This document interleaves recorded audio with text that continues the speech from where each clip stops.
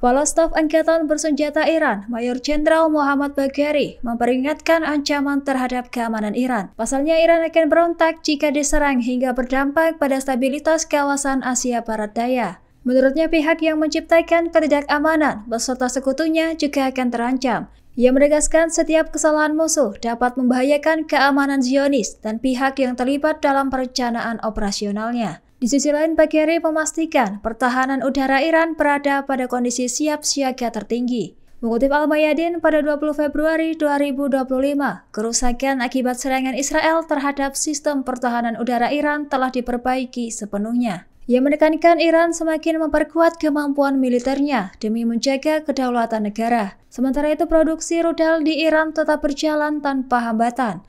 Dilaporkan produksi rudal dilakukan dalam jumlah besar dengan kualitas tinggi. Adapun peningkatan kemampuan pertahanan ini bertujuan untuk menghadapi potensi ancaman eksternal. Selain itu, Iran berkomitmen menjaga stabilitas kawasan sembari mempertahankan kedaulatan nasionalnya. Adegan serah terima jenazah tawanan Israel di Khan Yunis, Gaza Selatan berlangsung pada Kamis 20 Februari 2025. Kelompok perlawanan Palestina Hamas memanfaatkan momen itu untuk menyampaikan pesan keras kepada Israel. Pesan tersebut menjadi pukulan berat bagi Perdana Menteri Israel Benjamin Netanyahu. Brigade Al-Qassam, sayap militer Hamas, menyerahkan jenazah 4 tawanan Israel. Di antaranya terdapat seorang ibu dan 2 anaknya dari keluarga bebas. Di sisi lain, Netanyahu merilis sebuah pesan video pada Rabu 19 Februari 2025, sehari sebelum Hamas memulangkan jenazah 4 sandera. Ia menyebut hal itu sebagai momen yang paling sulit dan hari duka bagi Israel. Tak hanya keluarga sandera, Netanyahu mengatakan hati seluruh rakyat hancur menerima kepulangan sandera yang sudah tewas. Dilaporkan korban tewas akibat tembakan dari pasukan Israel saat upaya penyelamatan paksa. Kemudian jenazah diletakkan dalam peti hitam dengan foto dan data diri masing-masing. Peti-peti tersebut dipajang di atas panggung bergambarkan Netanyahu yang digambarkan sebagai vampir. Diketahui Hamas menuliskan pesan keras kepada Netanyahu dan tentaranya membunuh para sandera dengan serangan rudal.